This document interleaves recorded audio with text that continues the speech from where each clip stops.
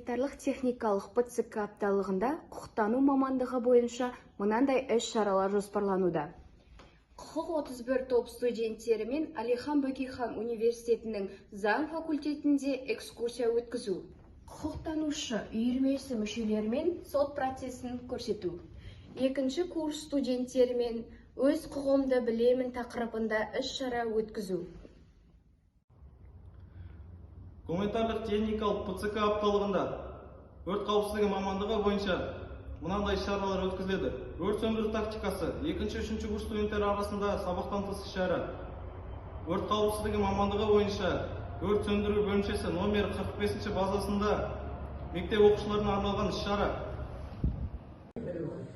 Гуманитарлық техникалық ПЦК апталығында әлеуметтік жұмыс мамандығы бойынша мынадай іс-шаралар өткізілу жоспарлануда.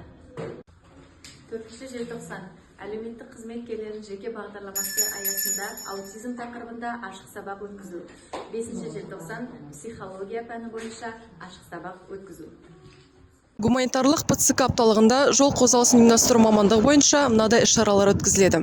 Бірінші, жол қозғалысын ұйымдастыру мамандығы бойынша екінші курс студенттер арасында дөңгелек үстелін өткізу. Екінші, жол қозғалысын ұйымдастыру мамандығы бойынша сабақтан тыс іс-шаралар өткізу. Үшінші, жол қозғалысын ұйымдастыру мамандығы бойынша жол ережесін білейік, аман-есен жүрейік атты тақырыбында қалалық мектептер арасында викториналық ойындар өткізу.